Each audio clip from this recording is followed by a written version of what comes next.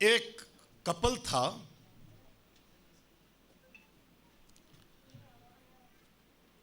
एक जोड़ा था, पति पत्नी,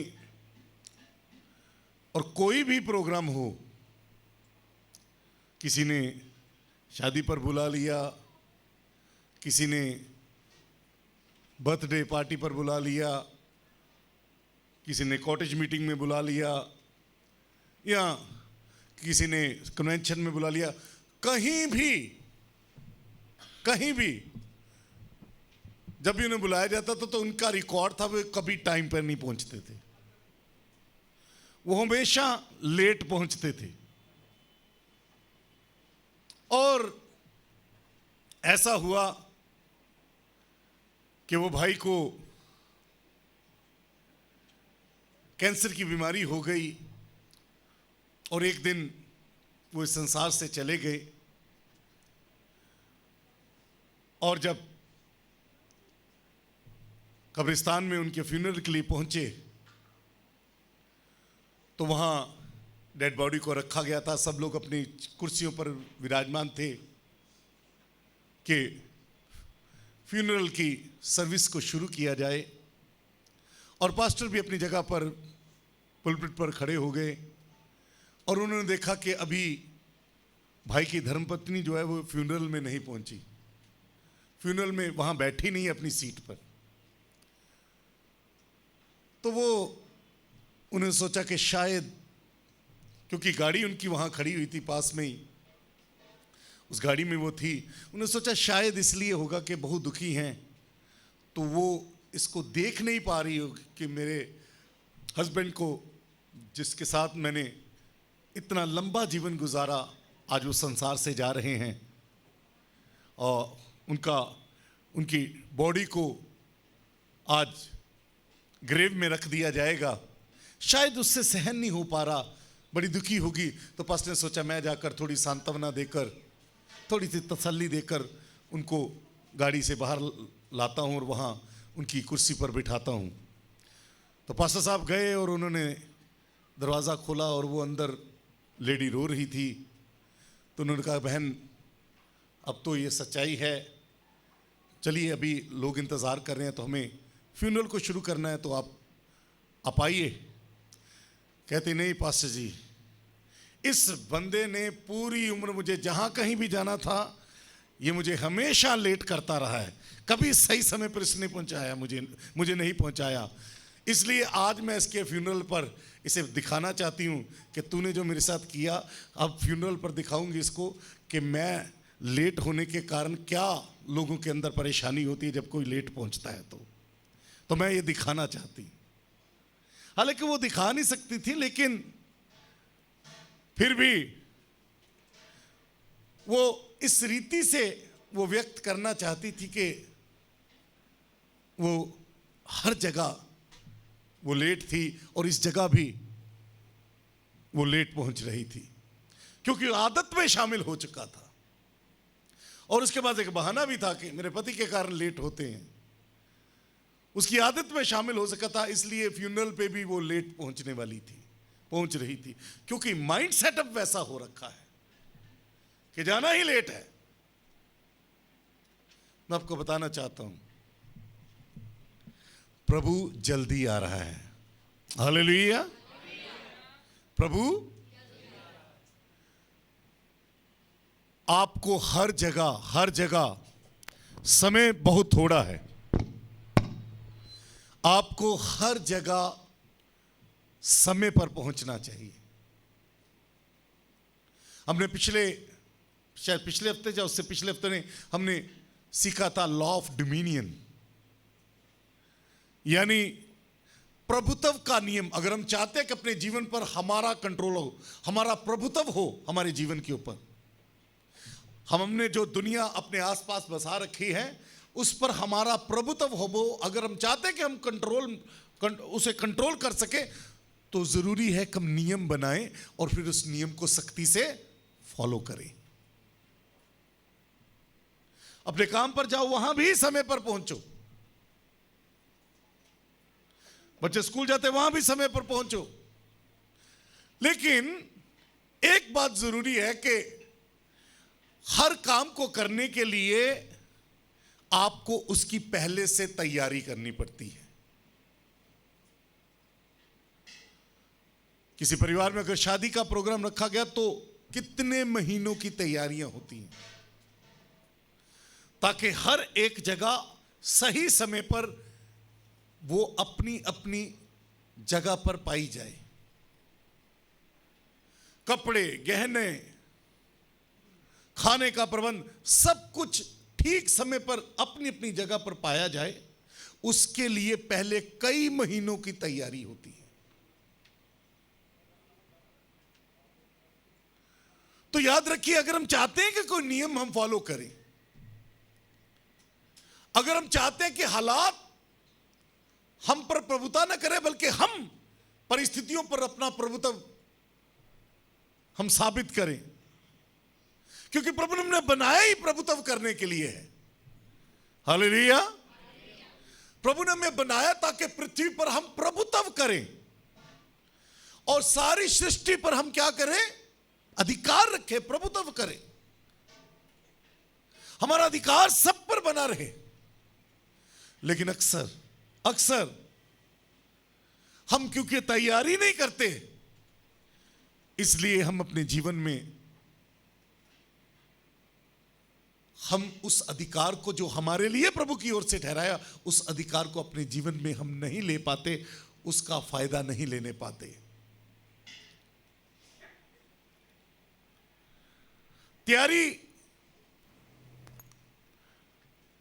तैयारी का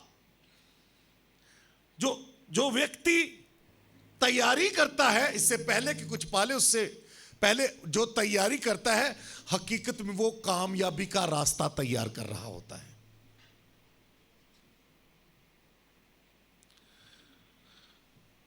और आपकी जितनी ज्यादा तैयारी होगी, उतना ही ज्यादा आपकी कामयाबी भी होगी। Abundance of preparedness leads to abundance of success. जो तैयारी करता है वो ये प्रदर्शित करता है कि he is expecting something. तैयारी करने वाला ये दिखाता है कि उसे उम्मीद है कि वो पाएगा। और जो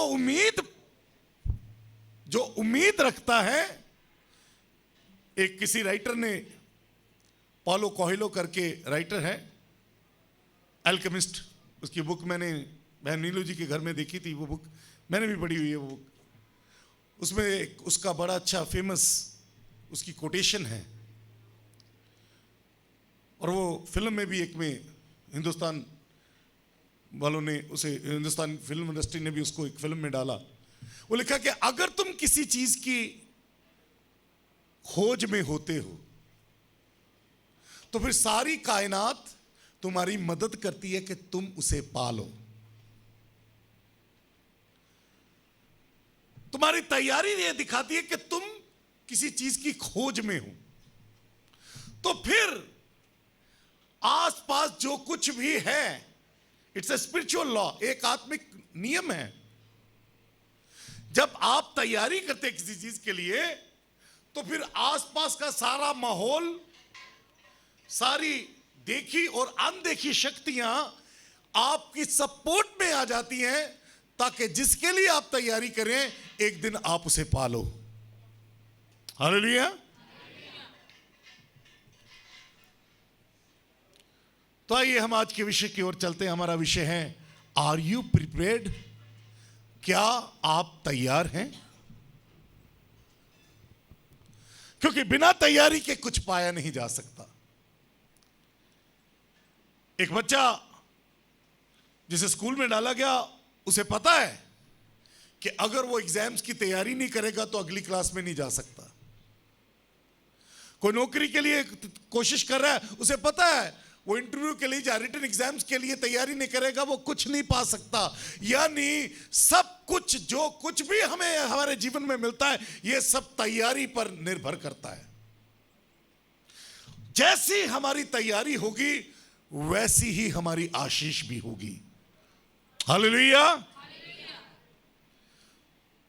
तो आज का विषय है, आर यू प्रिपेयर्ड? क्या आप तैयार हैं? पढ़िए, ये कल हमने एक विषय भाई विल्सन जी के घर पे शुरू किया था, उसी में से एक बात लेकर हम फिर आगे चलेंगे। पहला राजाओं 18 अध्याय उसकी 38 आयत। पहला राजाओं, कोई माइक चल रहा है शायद, ऑफ कर दीजिए। पहला राजाओं अध्याय 18 उसकी 18:38। तब यहोवा जी, तब यहोवा की आग आकाश से प्रकट हुई, आकाश से प्रकट हुई, और होम बलि की लकड़ी और पत्थरों और धूलि समेत और धूलि को भी भस्म कर दिया, और घड़े में का जल भी सुखा दिया।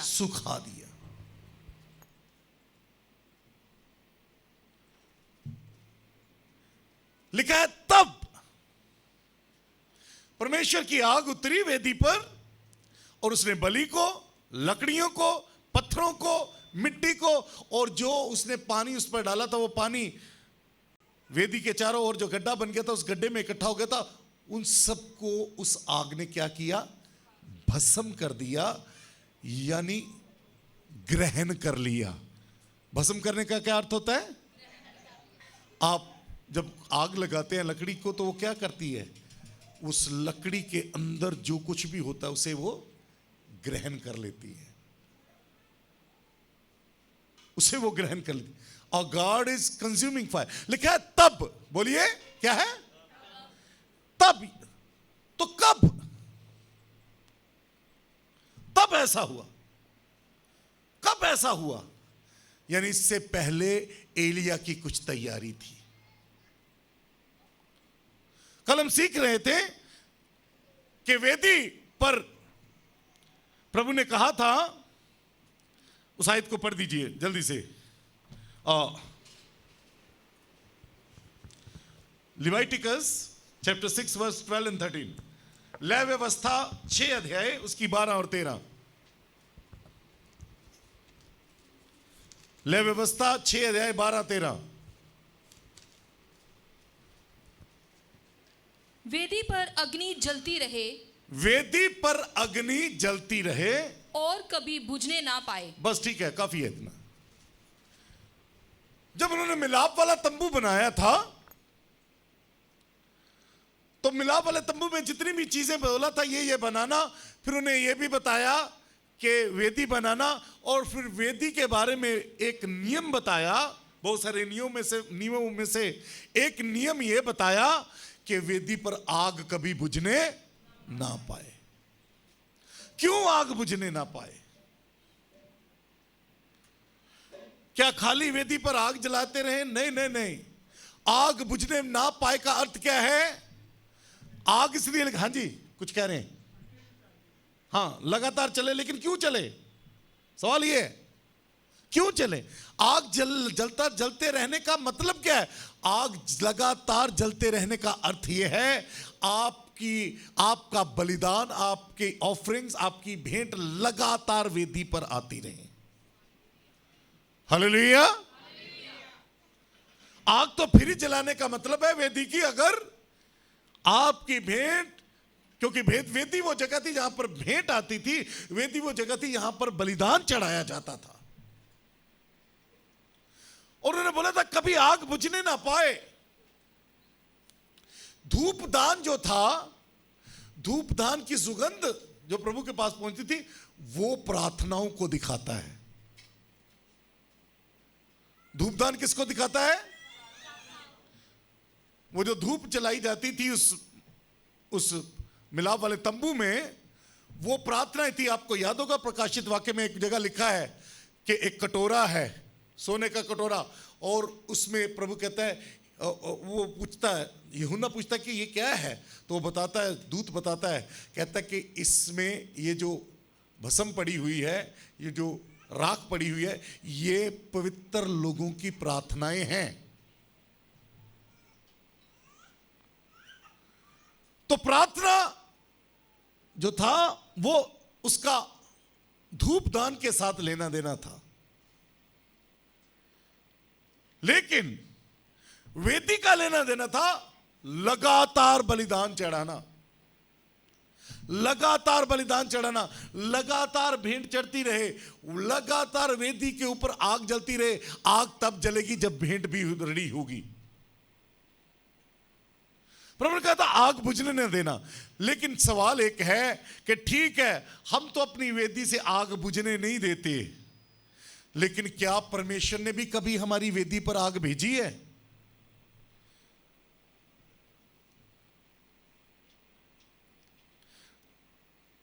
क्या हम अपनी प्रार्थनाओं का उत्तर पा रहे हैं? क्या परमेश्वर जैसी इच्छा चाहता है कि जो काम हमसे चाहता है, क्या हम वो भी कर पा रहे हैं? और वेदी कोई और नहीं, वो शरीर है हमारा। वेदी कुछ और नहीं, वो शरीर है। जिस वेदी के जरिए, जिस वेदी पर, वेदी वो स्थान है जहां पर मनुष्य और परमेश्वर की आपस में इंटरेक्शन होती है। इंटरेक्शन को क्या बोलेंगे? हाँ जी, क्या जी? संगति होती है, ठीक है, वार्तालाप, मेल मिलाप, ओके। वेदी वो स्थान है जहां पर आत्मिक जगत और शारीरिक जगत के आपस में इंटरेक्शन होती है, वार्तालाप होती है, लेन देन होता है। आत्मा को शरीर चाहिए, क्यों चाहिए? ताकि आत्मा अपने अपने अपने आप को शरीर के जरिए प्रकट कर सके। दुष्ट आत्मा को भी शरीर ही चाहिए ताकि वो भी इस पृथ्वी पर अपना वजूद दिखा सके।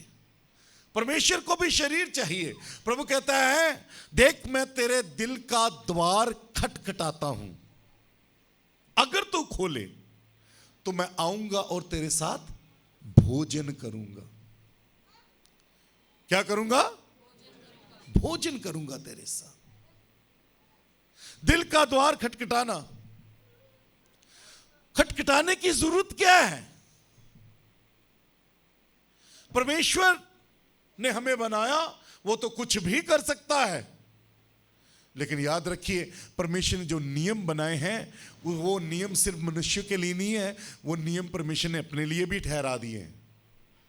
परमेश्वर हमारी अनुमति के बिना हमारे जीवन में कुछ नहीं करेगा। कर सकता है लेकिन करेगा नहीं, क्योंकि वो धर्मी और न्यायी है। उसका वचन आसमान में सदा के लिए स्थिर है, वो कभी टलता नहीं। उसका वचन यानी उसका लॉ जो उसने हमारे लिए बनाया, मनुष्यों के लिए बनाया, वही लॉ उसने अपने ऊपर भी लागू किया है। वो कहता तेरे दिल का द्वार खटखटाता हूं। परमेश्वर आत्मा है और हमारी आत्मा पवित्र आत्मा के साथ संगति कर सके, इसलिए जरूरी है कि हम अपने प्राणों में प्रभु को अनुमति दें, अपने स्वभाव में प्रभु को अनुमति दें, अपनी नेचर में प्रभु को अनुमति दें। वो खटखटाता है, वो खटखटाता है ताकि अगर हम खोलें तो वो आए और भोजन करे। भोजन करने का अर्थ क्या हुआ? क्या भोजन करता है? हमारी आत्मा, मनुष्य की जो आत्मा है ना, मनुष्य की जो आत्मा, ये आत्मा प्रभु के ओर से आती है और उस आत्मा में क्या क्या जुड़ा हुआ है, उस आत्मा को इस पृथ्वी पर प्रकट होना चाहिए। इसके लिए उसे शरीर दिया जाता है। लेकिन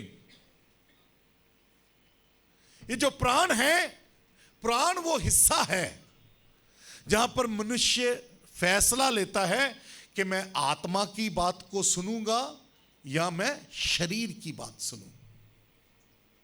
प्राणों में फैसला लिया जाता है।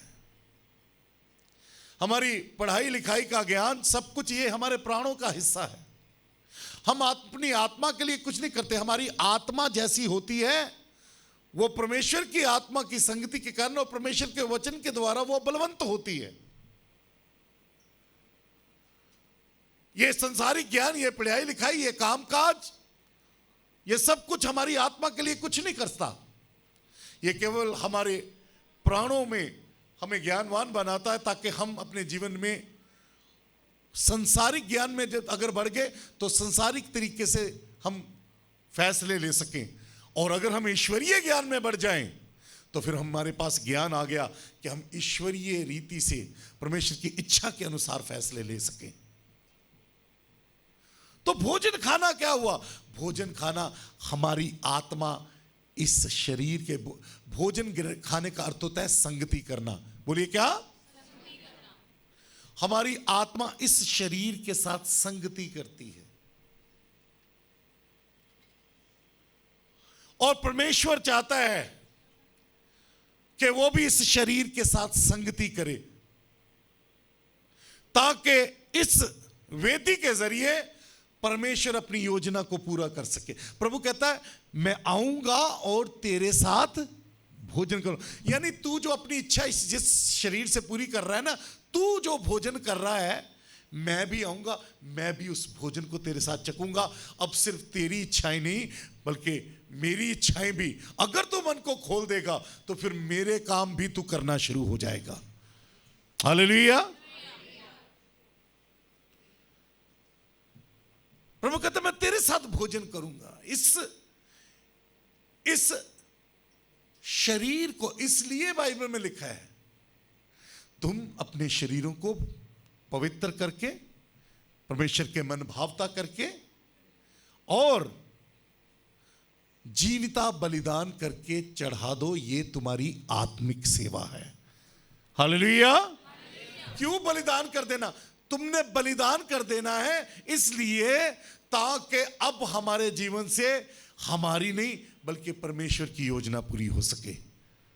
हालेलुया। तो ठीक है, हम तो अपनी वेदी की आग जलाए रखते हैं, बाइबल पढ़ते रहते हैं हम लोग, पर सवाल यह है हमने तो आग जला दी, पर क्या परमेश्वर भी अपनी आग इस वेदी पर उतार रहा है या नहीं? क्या परमेश्वर की योजना भी पूरी हो रही है या नहीं? क्या परमेश्वर भी महिमा पा रहा है या नहीं? हालेलुया। मैंने कहा कोई भी व्यक्ति जिसने लॉ सीख लिया और लॉ की प्रैक्टिस कर रहा है, उन आत्मिक नियमों की प्रैक्टिस कर रहा है, वो व्यक्ति जो है वो चाहे परमेश्वर को महिमा ना भी दे फिर भी वो चिन्ह चमत्कार, चंगाइयां, ये सब वो कर सकता है। क्यों बाइबल में लिखना पड़ा कि परमेश्वर किसी के साथ महिमा शेयर नहीं करता? क्योंकि मनुष्य परमेश्वर की महिमा अपने ऊपर ले सकता है। क्यों ले सकता है? क्योंकि अगर वो आत्मिक लॉज को जान ले, अगर वो आत्मिक नियमों को जान ले, तो वो अपने जीवन में उन सब कामों को वो प्रकट होते दिखा सकता है। इसलिए वेदी पर परमेश्वर की आग उतरना भी जरूरी है। और हमने कल सीखा था, 7 पॉइंट थे उस संदेश के, कल 3 पॉइंट ही मैं शेयर करने पाया, और कि उस वेदी की तैयारी कैसे हुई थी जिस पर परमेश्वर की आग उतरी थी। और हमें भी अपनी वेदी की तैयारी करनी है ताकि परमेश्वर की आग इस वेदी पर उतरने पाए। हालेलुया। तो क्या आप तैयार हैं कि आपकी वेदी पर भी परमेश्वर की आग उतरने पाए? तुम अपनी ओर से तो आग जलाए रखते हो, ठीक है, तुम बलिदान चढ़ाते हो, तुम समय का बलिदान देते हो, तुम धन का बलिदान देते हो, तुम अपनी वस्तुओं का बलिदान देते हो, तुम अपनी जमीन जायदाद का बलिदान देते हो, ठीक है, तुमने तो आग जलाई रखी, तुमने स्तुति का बलिदान दिया, तुमने तो जलाई रखी, लेकिन सवाल यह है परमेश्वर की आग भी उतरी वेदी पर या नहीं? उसके लिए वेदी की तैयारी करनी पड़ेगी, एक वेदी तैयार करनी पड़ेगी, यहोवा नाम की वेदी तैयार करनी पड़ेगी, परमेश्वर के नाम की वेदी तैयार करनी पड़ेगी। और जब वो तैयार हो जाती है, उसे फिर कोई मनुष्य ये नहीं कहता ओ यार बंदा, अरे वो तो बड़ा गाली गलोच करने वाला, बड़ा लड़ाई झगड़ा करने वाला है, वो बड़ा ये है, वो ये गलत काम करता है। जब तुम्हारी वेदी तैयार हो जाएगी, ये वाली, लोग देखेंगे तो कहेंगे वो देखो परमेश्वर का मनुष्य जा रहा है, वो देखे मैन ऑफ गॉड जा रहा है। हालेलुया। तो वेदी की तैयारी होनी चाहिए। क्या आप तैयार हैं? क्या आपने अपनी वेदी की मुरम्मत कर ली है? क्या आपने गुप्त में प्रभु के साथ समय बिताना शुरू किया या नहीं? क्या थोड़ा सा अपने आसपास वाले को ऐसे कोनी मारिए, मारिए मारिए मारिए, मार के दिखाइए कैसे होती है। बोलिए गुड मॉर्निंग। हाँ जी, वेदी को तैयार करें। हालेलुया। मुझे ऐसा लगता था शायद मैं बोर करता हूं लोगों को, इसलिए लोग सोते हैं। तो मैं एक प्रभु के दास के साथ बात कर रहा था, बुजुर्ग दास, तो मुझे बता रहे थे, कहते कि चाहे कितना भी अच्छा मैसेज हो या कितना भी बुरा, सोने वाले सो ही जाते हैं।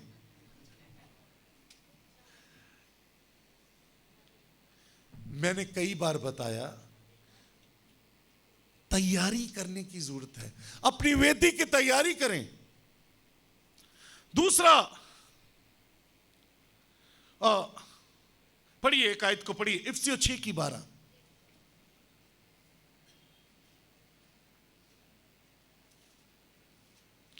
इफिसियों 6:12। हमारा ये युद्ध लहू और मांस से नहीं, लहू और मांस से नहीं है, परंतु शासकों से, अधिकारियों से, इस संसार के अंधकार के अधिपतियों से, इस संसार के अंधकार के हाकिमों से, और उस दुष्ट की आत्मिक सेनाओं से, और उस दुष्ट की आत्मिक सेनाओं से है, जो आकाश में है, जो आकाश में। तुम केवल वेदियां देख रहे हो कि वेदियों से वो प्रकट हो रही है, फलाना आदमी मसीहत के विरोध में बोल रहा है, वो सताव दे रहा है कलीसिया को, वो ये कर रहा है, वो ये कर रहा है। तुम वेदियों को मत देखो। इन वेदियों के जरिए जो पीछे जो आत्माएं, वो अधिकारी, वो शासक, वो प्रधान, वो अंधकार के हाकिम, वो दुष्टता की सेनाएं, जो इन वेदियों के पीछे हैं, जो अपने आप को इन वेदियों से प्रकट कर रही हैं, हमारा युद्ध उनसे है। हालेलुया। पर सवाल यह है, क्या आप इस युद्ध के लिए तैयार हैं?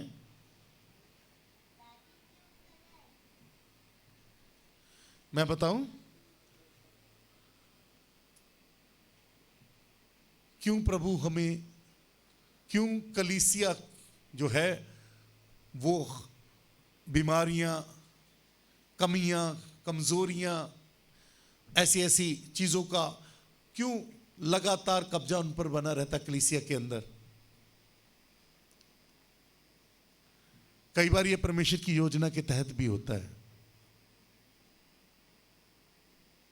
इस्राएलियों ने जब कनान में कब्जा कर लिया और योशुआ ने सबको, सारे गोत्रों को अपनी अपनी भूमि बांट दी उनकी, और कुछ इलाके रह गए थे जो अभी जीतने वाले थे। परमेश्वर कहता है ये इलाके तू अब जीत, तू मत लड़, तू बुजुर्ग हो चुका है, जमीनें बांट दे, ये खुद लड़ेंगे। वहां लिखा है परमेश्वर ने वो जो एरियाज रह गए थे, वो जो जगहें, वो नगर, वो देश जो अभी उनके लिए ठहराए तो थे, लेकिन उनमें अभी दूसरे राजा लोग राज्य कर रहे थे। लिखा है परमेश्वर ने उनको वहां से नहीं निकाला, उन जातियों को, कारण परमेश्वर नहीं चाहता था कि इस्राएली युद्ध करना भूल जाएं। हेलो, ये परेशानियां, ये फाइनेंशियल क्राइसिस, बीमारियां, तंगी, कमजोरी, जो आप प्रभु के लिए करना चाहते हैं आपको उतना मुहैया नहीं हो पा रहा, ये सब कई बार प्रभु हमारे जीवन में इसलिए भी बनाए रखता है ताकि कहीं हम युद्ध करना भूल ना जाएं। क्योंकि हमारा युद्ध प्रधानों से, अधिकारियों से, अंधकार के हाकिमों से और दुष्टता की सेनाओं से है। कहीं हम युद्ध करना भूल ना जाएं। हालेलुया।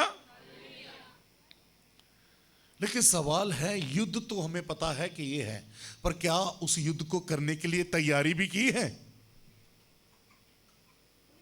तो उसके लिए फिर तैयारी करनी पड़ेगी। जब हमें पता है कि हमारा युद्ध आत्मिक सेनाओं से है, तो हमें उसके लिए तैयारी करनी पड़ेगी। और वह तैयारी कैसे की जाती है? पढ़िए 13 आयत को।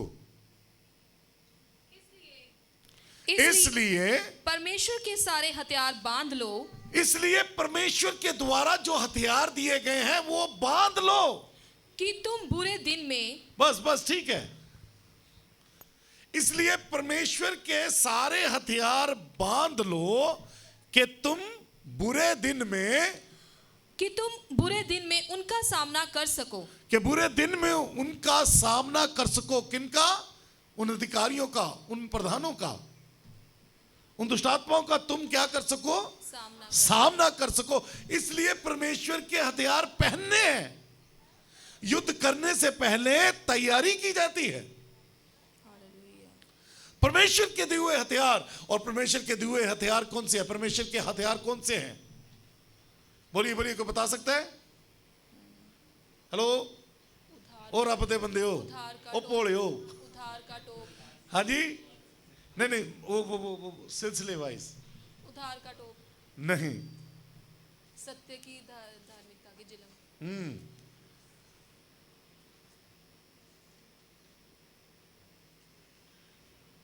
सुनिए, धार्मिकता की झिलम। बोलिए क्या? धार्मिकता की झिलम। सच्चाई की बेल्ट। सच्चाई की बेल्ट। पैरों में मेल की तैयारी के सुसमाचार के जूते। बोलो बोलो बोलो। पैरों में मेल के तैयारी के सुसमाचार के जूते। पैरों में मेल की तैयारी के सुसमाचार के जूते। सर पर उद्धार का टोप। बोलो क्या? सर पर उद्धार का टोप। यानी कि योद्धा को तैयार होना है तो उसे अपने, क्योंकि यहां दिल होता है और दिल बहुत वाइटल पार्ट है, बहुत महत्वपूर्ण पार्ट है, और इससे बड़ी जल्दी मनुष्य मर जाता है।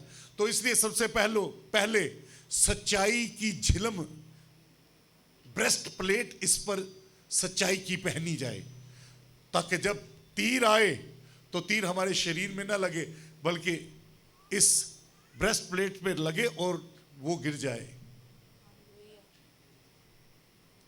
फिर सच्चाई से अपनी कमर को कस लेना, यानी अब सिर्फ सच्चाई के रास्ते पर ही चलना है। सच्चाई के साथ इस युद्ध को जीतना है।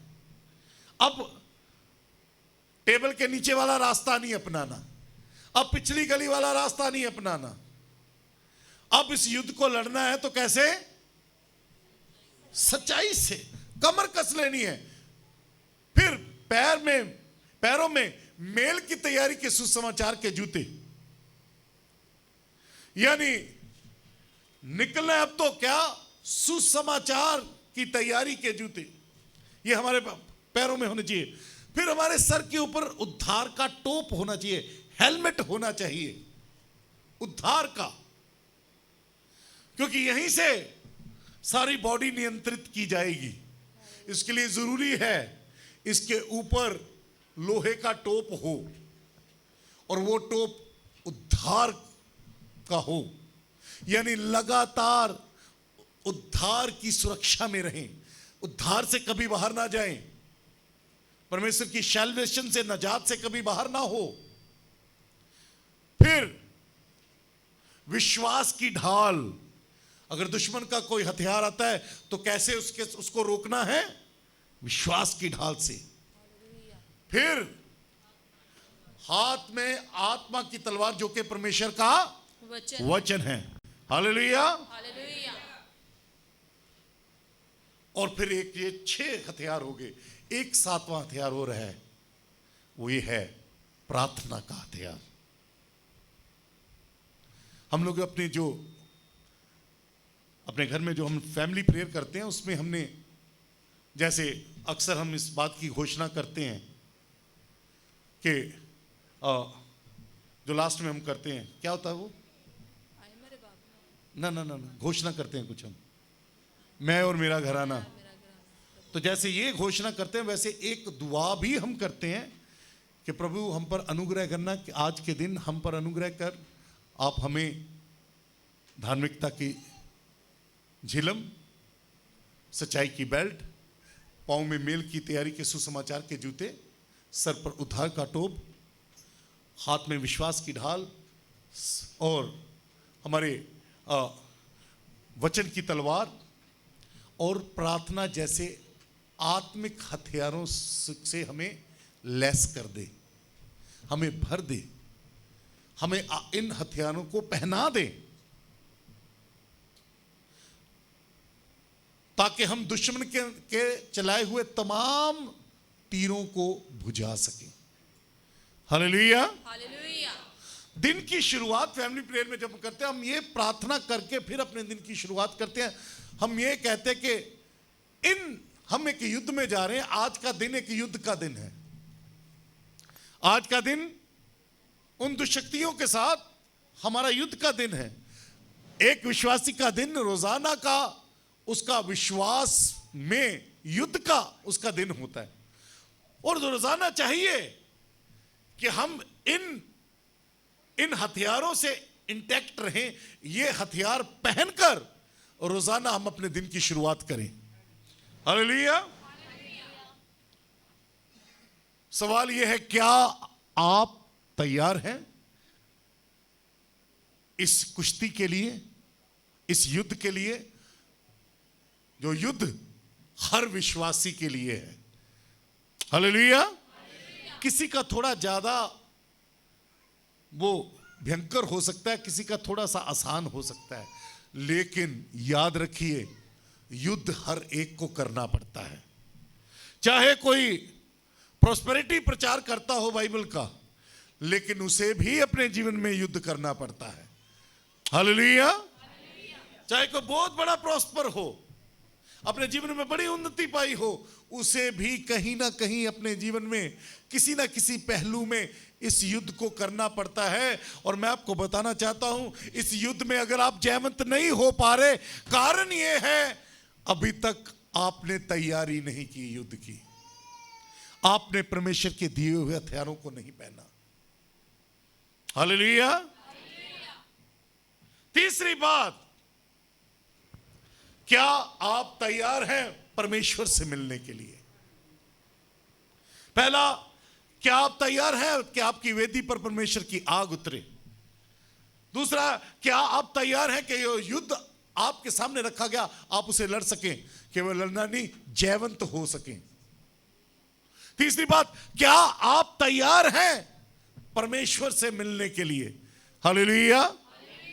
आपका लेट आना कलीसिया में इस बात को साबित करता है कि आपकी तैयारी नहीं थी।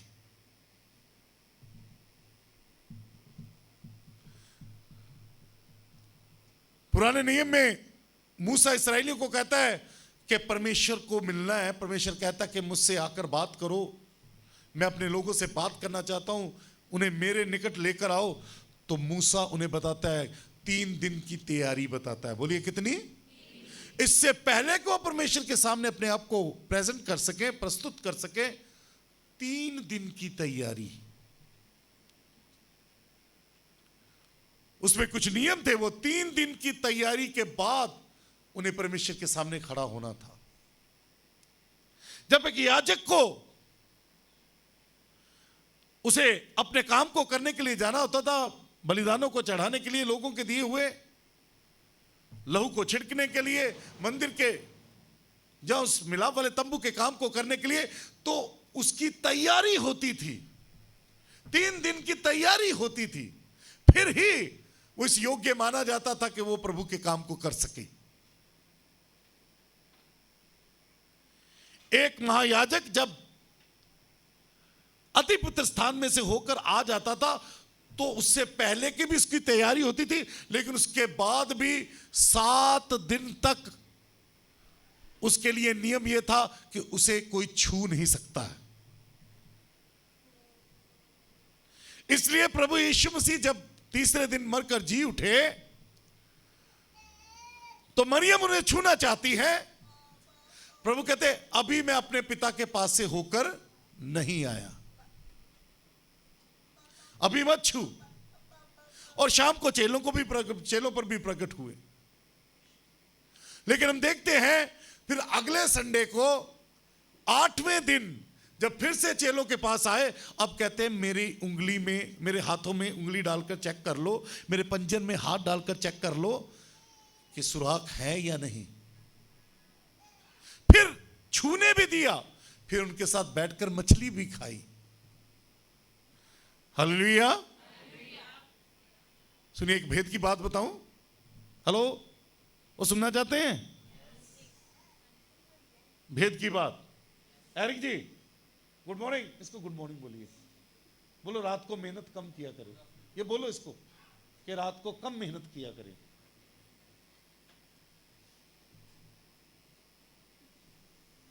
भेद की बात बताऊं। लिखा, परमेश्वर कहता हो मनुष्य को अपने स्वरूप और समानता में बनाए। पुराने नियम में, ये मैं वो स्टडी की बात बताने जा रहा हूं जो इन दिनों में हर महीने, इस महीने नहीं मैं करने पाया। जो पास्टर सेमिनार अलग अलग जगह पर ये शुरू किए हैं, उसमें पास्टर्स को ये बातें उनको सिखाई जाती हैं। क्योंकि ये वो कलीसिया है जिसमें से आने वाले दिनों में बहुत सारे पास्टर्स नबी तैयार होने जा रहे हैं, इसलिए आपका भी जानना हक है। प्रभु ने कहा मनुष्य को अपने स्वरूप और समानता में बनाए। पुराने नियम में हमें एक आयत को पढ़ दीजिए। हम अपने संदेश से थोड़ा भटक रहे हैं, लेकिन फिर भी मैं चाहता हूं कि ये बात आ गई तो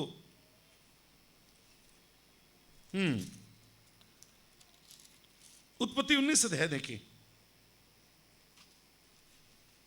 और कोई वहां इंग्लिश की बाइबल पढ़ी है नीचे, कोई वो भी ले लीजिए।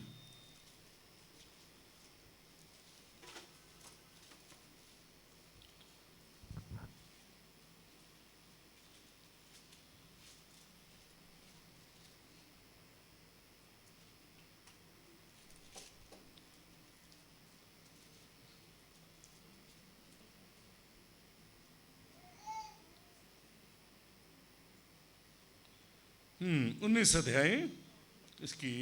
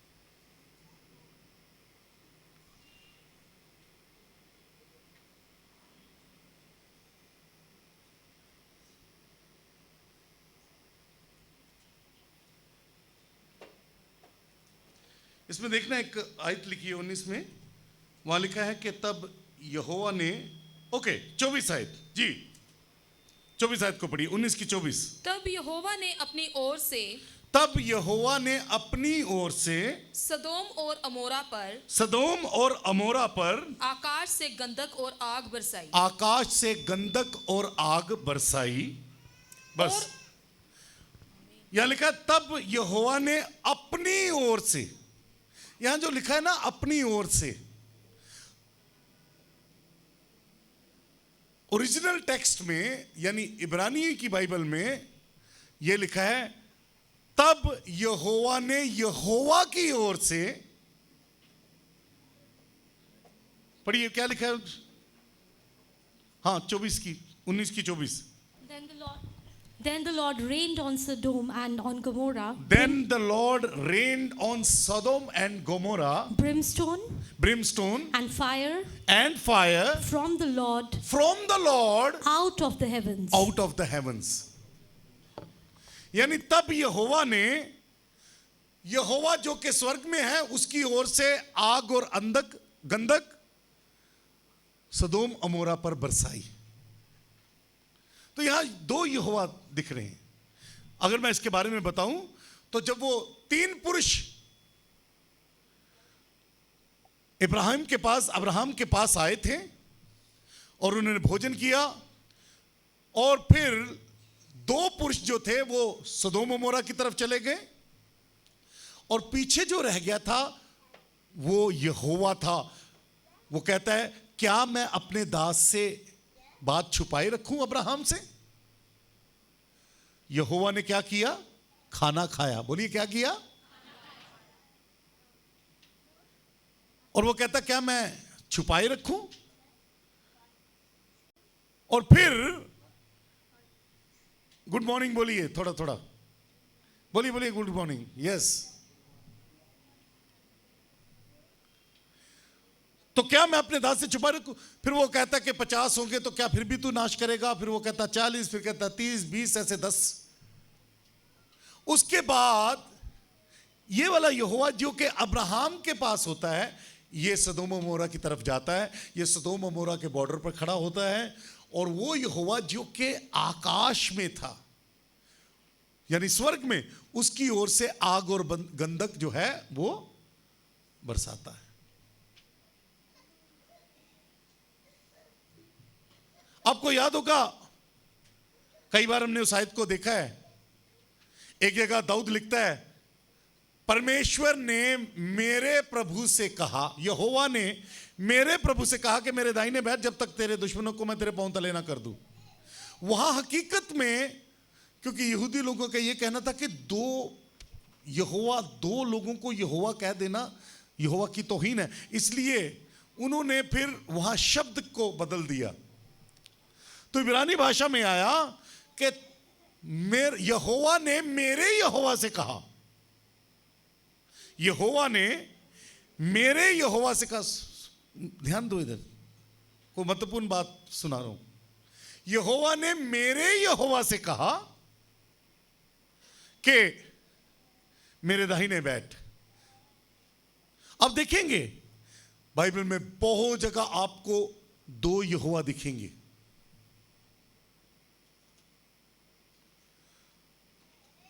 प्रभु का दास प्रेरित यूहन्ना अपनी पत्री में लिखता है, कहता हमने उसे देखा, हमने उसे छुआ, हमने उसे ध्यान से देखा, हमने ध्यान उसे सुना, हमने उसे छुआ। लेकिन उसी पत्री में 4 या शायद 5वें अध्याय में जाकर वो कहता है कि परमेश्वर को ना किसी ने देखा ना देख सकता है। तो यहोवा है जो दिखता भी है, और यहोवा है जो जिसे कोई देख नहीं सकता। तो ये दिखने वाला फिर क्या है? दोनों एक ही हैं। आदि में वचन था, वचन परमेश्वर के साथ था, और वचन, तो उल्टा कर लो, वचन परमेश्वर था, वचन परमेश्वर के साथ था यानी उससे अलग हुआ, और आदि में वचन था और उसी वचन के द्वारा सब कुछ बनाया गया। वचन को देह दे दी गई।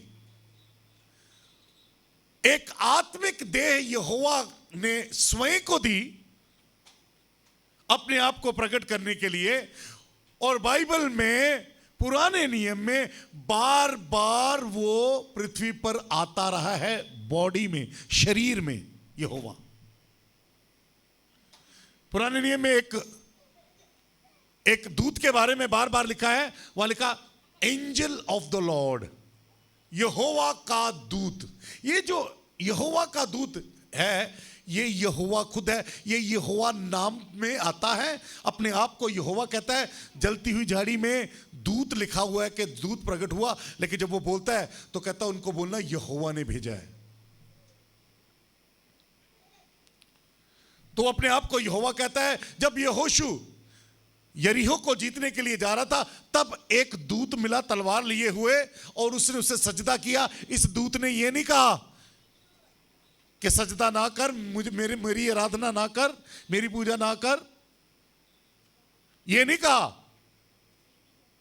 जबकि हम देखते हैं जब भी किसी दूत के स्वर्गदूत किसी नबी के पास गया तो फटाफट वो जैसे ही झुकने लगा उसने उसको सजदा किया। दूत कहता नहीं नहीं मैं भी तेरी तरह दास हूं। लेकिन ये वाला पर्टिकुलर दूत है, ये वर्शिप को भी रिसीव कर रहा है, ये सजदे को भी ग्रहण कर रहा है। ये वाला जो दूत है ये खाना भी खा रहा है। हालेलुया। ये भोजन भी कर रहा है। और इस दूत के बारे में बड़ी स्पष्ट रीति से बाइबल में लिख दिया गया है। पढ़िए मीका 5 अध्याय की 2 आयत अपनी बाइबल में पढ़िए। मीका 5 अध्याय उसकी 2 आयत। ये जो मैंने आपको बोला ये सब यहां लिखा हुआ है इस आयत में कि वो आता रहा है इस पृथ्वी पर। जी, हे बैतलहम अपराथा, यदि तू ऐसा छोटा है कि यहूदा के हजारों में गिना नहीं जाता, तो भी तुझ में से मेरे लिए एक पुरुष निकलेगा जो इस्राएलियों में प्रभुता करने वाला होगा। ये कौन पुरुष है जी? बताओ कौन है ये पुरुष जो इस्राएलियों में प्रभुता करने वाला होगा? यीशु मसीह। जी आगे।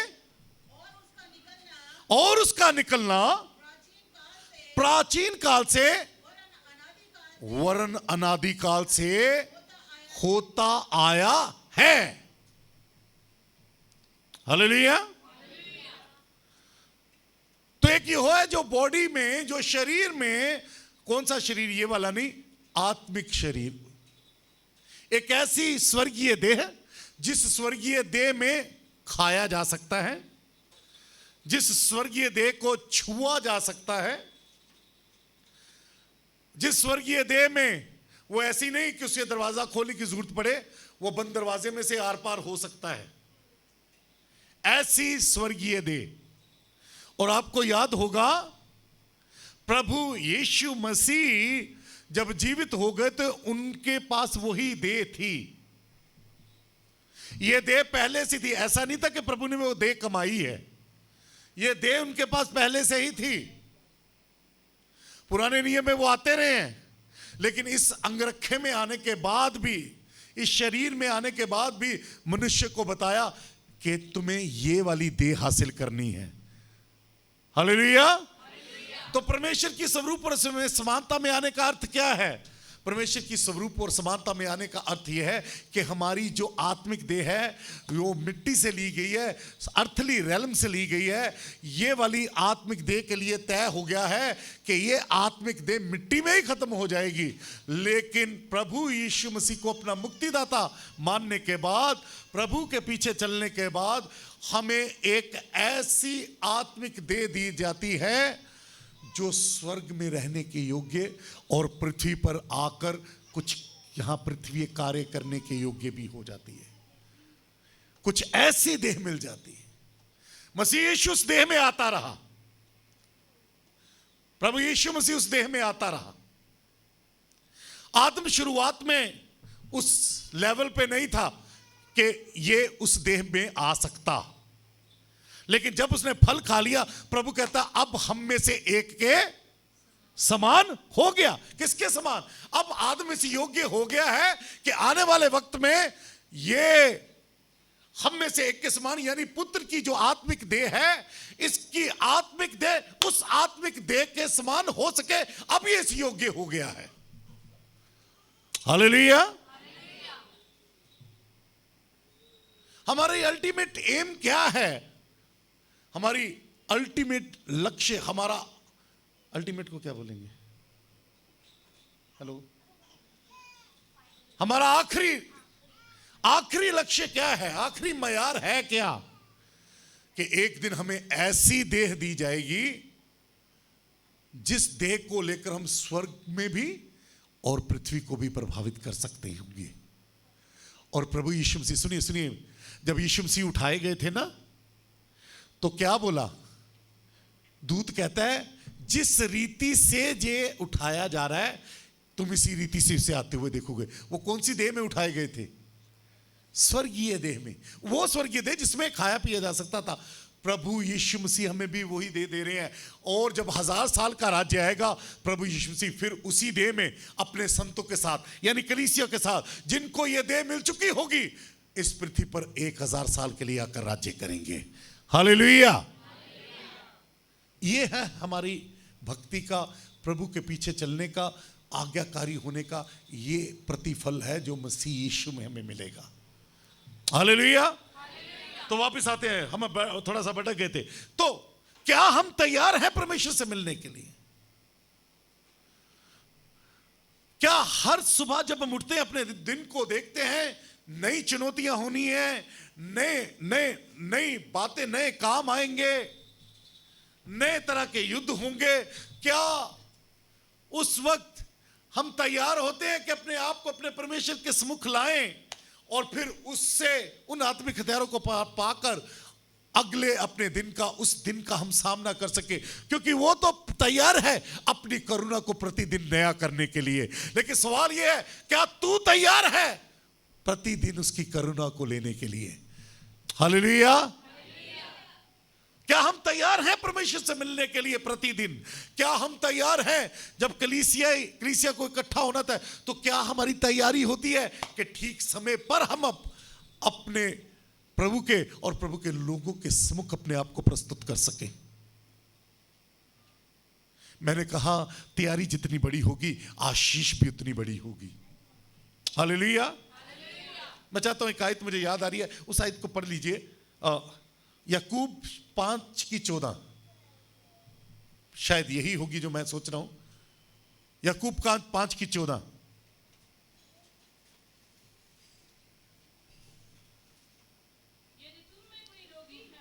यदि तुम में कोई रोगी है तो कलीसिया के प्राचीनों को बुलाए, कलीसिया के, और वे प्रभु के नाम से उस पर देह बलकर उसके लिए प्रार्थना करें।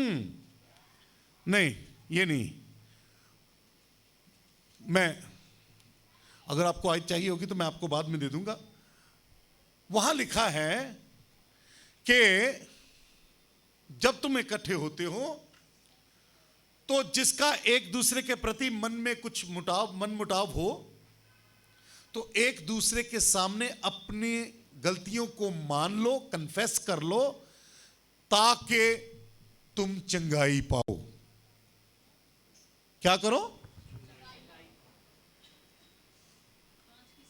5:16 जी पढ़िए। इसलिए तुम आपस में एक दूसरे के सामने अपने अपने पापों को मान लो। अपने अपने पापों को मान लो। किसके सामने? एक दूसरे के सामने। कलीसिया वो जगह जहां हम एक दूसरे पर इतना हमारा कॉन्फिडेंस होना चाहिए कि हम अपने गुनाहों को से बता सके कि मैंने ये गलती की, या किसी के प्रति हमने कुछ कर दिया तो मान लो और माफी मांग लो। तुम दोबारा पढ़िए। इसलिए तुम आपस में एक दूसरे के सामने अपने अपने पापों को मान लो,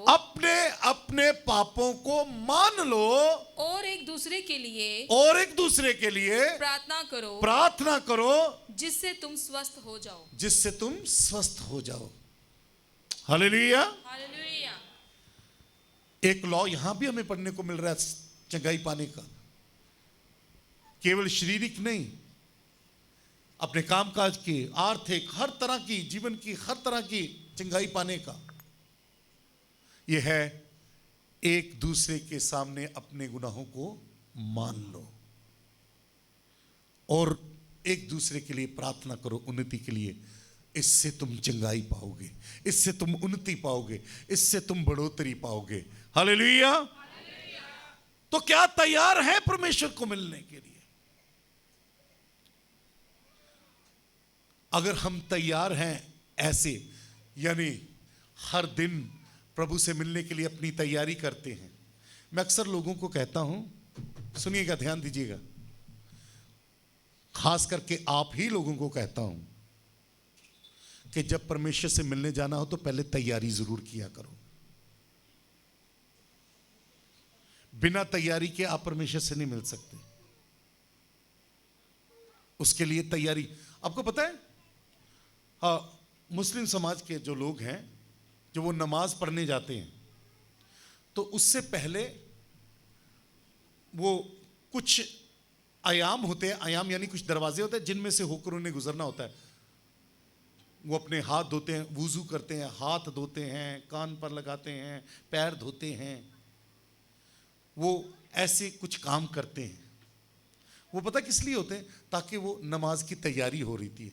मान लीजिए कोई कामकाज कर रहा था, कोई टेलर था, टेलर सीते सीते अब नमाज का समय होगा, वो उठा और वो उसे जाना है, तो वो फिर पहले वो सारे, मुझे याद नहीं आ रहा उसको कुछ कहते हैं, उस तैयारी को कुछ कहते हैं, जिसमें वुजू भी एक हिस्सा होता है उसमें। तो वुजू भी उसका एक हिस्सा है, मतलब कई आयामों से गुजरकर वुजू भी एक आयाम होता है जिसमें से गुजरना होता है। ये सारी तैयारी थी। कोई किसी भी काम में व्यस्त था, जब उन आयामों से गुजरता है, जब उन दरवाजों से होकर वो गुजरता है, तो वो कुछ करके उसके धीरे धीरे दिमाग में ये बात बैठती जाती है कि मैं नमाज के लिए आया हूं। तो वो अगर वो टेलर था तो कुछ सी रहा था, तो तब तक वो ख्यालात सारे उससे निकल जाते हैं। फिर वो जब वो नमाज में बैठता है तो वो नमाज पूरी अता करने पाता है। यानी कुछ तैयारी है, अपने परमेश्वर के पास जाने से पहले कुछ तैयारी करनी पड़ेगी। हर दिन अपने प्रभु को फेस करने के लिए तैयारी करनी पड़ेगी। हालेलुया। समय पर, अगर आपको पता है कि कल, आपको पता है कि लाइट कभी भी जा सकती है, तो आपको शाम को ही एक दिन पहले कपड़े तैयार कर लेने चाहिए, आपको सब कुछ रेडी कर लेना चाहिए। सुनिए, जब आप पर्सनल प्रार्थना में भी बैठते हैं तो उसके लिए पहले तैयारी करके बैठा करें। यहां के नींद पता क्यों आती है? क्योंकि हम तैयारी करके नहीं आए होते। मैं अक्सर लोगों को कहता हूं, मीटिंग में आने से पहले अच्छी तरह सो लिया करें, सो के आया करें। यह तैयारी है, ताकि तुम थके हुए आओगे तो तुम मीटिंग में बैठ नहीं पाओगे, तुम्हें नींद आएगी। मैं रात को दुआ करता हूं और उस दुआ की मैं तैयारी दिन में कर लेता हूं।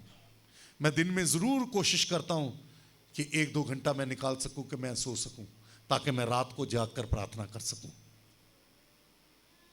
हालेलुया। कई जरूरी काम होते हैं। कई बार वॉयलर से मेरी बातचीत होती है, मैं कहता हूं कि नहीं, अभी मुझे सोना जरूरी है, मैंने सोना है। क्योंकि मुझे पता अगर मैं नहीं सो पाया तो रात को परमेश्वर के साथ बैठकर जो समय मुझे गुजारना है वो लाभदायक नहीं होगा। मैं जागता हुआ और प्रार्थना करता हुआ नहीं पाया जाऊंगा उस समय पर। मैं प्रार्थना में उस वक्त सोया हुआ मिलूंगा। हालेलुया। तो इसलिए याद रखें, प्रभु से ऐसे नहीं मिला जा सकता। प्रभु आपसे बात करना चाहता है, प्रभु आपको छुटकारा देना चाहता है, वो अपना वचन देना चाहता है। ऐसे नहीं मिला जा सकता, पहले तैयारी करनी पड़ेगी। रात को जब संडे को आपको पता है चर्च आना है, तो उस दिन कोई ज़्यादा देर तक जागे ना, सोए प्रॉपर रीति से, ताकि चर्च के अंदर आप प्रभु के वचन को जागते हुए सुन सकें। हालेलुया। आखिरी बात करके बस खत्म करेंगे। आज फिर मैं 6 मिनट अभी तक लेट हो चुका हूं। कल बहुत बढ़िया रहा। कल भाई विल्सन ने हमें बांध दिया था समय में। इन्होंने प्रिंट करके पेज रख दिया था सामने कि इसके अनुसार चलना है, और उस पेज पे लिखा हुआ था, प्रिंट हुआ था कि इस वक्त ये पादरी साहब दुआ करेंगे, इस वक्त ये भाई भजन गाएगा, और ये समय पर ये भाई पास्टर साहब दुआ करेंगे, अब ये भाई भजन गाएगा, अब ये कलीसिया का कोई बंदा दुआ करेगा। और फिर उन्होंने मेरे लिए भी समय नियुक्त कर दिया था, और उसमें लिखा गया था कि 7:45 से लेकर 8:30 तक वचन होगा, और मुझे वर्बल भी बोल दिया कि ये समय है। और प्रभु का धन्यवाद, हमने बड़ी आशीष पाई समय में बंद कर, जब हमने उससे उस मीटिंग को किया। हालेलुया। उन्होंने एक तैयारी की, और फिर हम सब ने भी, जितने भी लोग थे वहां, जिनको कुछ ना कुछ काम था, या जो जिन्होंने अटेंड भी करनी थी, वो भी कुछ तैयारी करके आए। और जब आए तो फिर प्रभु का वचन भी हमारे तक पहुंच नहीं पाया। हालेलुया। तो तैयारी।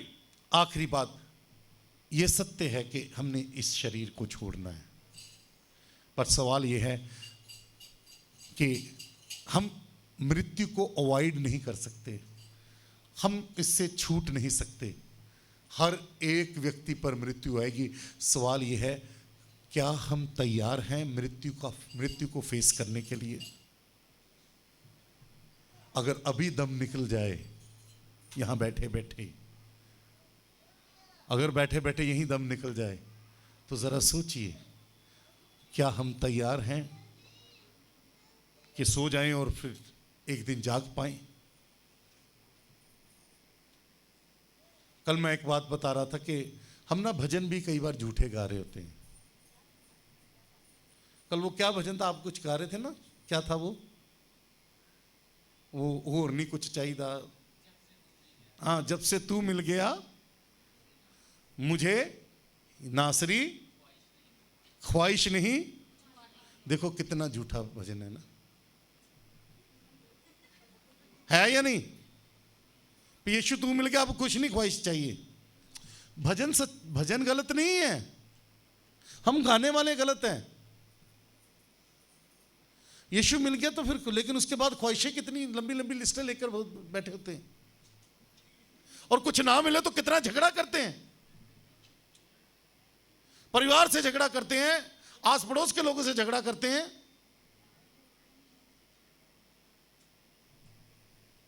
मैं सोचता हूं दुनिया के सबसे ज्यादा बड़े झूठे जो है ना, चर्चों में बड़े पड़े हैं, क्योंकि हम जो गाते हैं वो जी नहीं रहे होते। इसलिए मैं बड़ा डरता हूं, कोशिश करता हूं कि ख्वाहिशें ऐसी ना रखूं। मसीह मिल गया तो काफी है। अगर गाना है तो फिर उसको समझ लूं और फिर गाऊं, और फिर ख्वाहिश ना रखूं कि ठीक है प्रभु, मेरी नहीं तेरी ही इच्छा पूरी हो। तू चाहे तो प्याला टल जाए, लेकिन अगर तेरी ओर से है तो तेरी इच्छा पूरी हो, मेरी ना हो। हालेलुया। रूह और सच्चाई से की गई आराधना यही होती है। आप जो बोल रहे हैं, आप उन शब्दों को जी भी रहे हैं। इसे कहते हैं आत्मा से की गई आराधना। हालेलुया। आपने बोल दिया 10 बजे चर्च आऊंगा, तो फिर आप जी भी रहे हैं, आप आ भी रहे हैं। हालेलुया। अभ्यास करते करते हम, ये हो जाएगा, ये हो जाएगा। पहले ऐसा होता था कि ऐसा था कि मुझे साइकिल पर चढ़ना आ जाता था, लेकिन उतरना नहीं आता था। यानी एक बार किसी ने प्रचार का समय दे दिया तो शुरू हो जाता था, बंद करना है कब है वो नहीं पता होता था। लेकिन ऐसी कई मीटिंग्स को देखा, जैसे कल भी एक मीटिंग थी, तो हमने देखा कि नहीं, अगर हम प्रभु की अधीनगी में, आत्मा की अधीनगी में चलें तो हम समय की कदर भी करने पाएंगे। हालेलुया। अगर हम ये सब कुछ इस जीवन में कर रहे हैं तो यकीन जानिए, अगर हम तैयार हैं कि हमारी वेदी पर आग उतरे, तैयारी कर रहे हैं कि हमारी वेदी पर आग उतरे, अगर हम तैयारी कर रहे हैं कि ये युद्ध रखा है उस युद्ध में हम जयवंत हो सकें, अगर हम तैयारी कर रहे हैं अपने परमेश्वर से मिलने की, तो याद रखें फिर हमारी ये भी तैयारी हो चुकी है कि मृत्यु आए और हम उसका सामना कर सकें। आइए अपनी आंखों को बंद करें और धन्यवाद करें, तारीफ करें। Hallelujah, hallelujah, hallelujah. हम केवल स्वयं को तैयार करने के लिए नहीं ठहराए गए, बल्कि दूसरों को भी तैयार करने के लिए हम ठहराए गए हैं। दूसरों के लिए मसीह के लिए मार्ग तैयार करने के लिए भी ठहराए गए हैं। जैसे यूहन्ना बपतिस्मा देने वाला था, इससे पहले कि प्रभु यीशु मसीह इस पृथ्वी पर आते, उसके आगे एक व्यक्ति को भेजा गया जो उसके लिए रास्ता तैयार करे। अब वो फिर से बादलों पर आ रहा है, हमें चुन लिया गया है कि हम उसके लिए रास्ता तैयार करें। हाँ, हमारी खुद की भी तैयारी हो और हम परमेश्वर के लिए भी तैयारी करके रखें, ताकि बहुत सारे लोग इस दुनिया में जो चुने हुए हैं वो परमेश्वर को जान सके, प्रभु यीशु मसीह को जान सके, नजात को जान सके और प्रभु को अपना जीवन देने पाए। धन्यवाद करें, तारीफ करें। हालेलुया।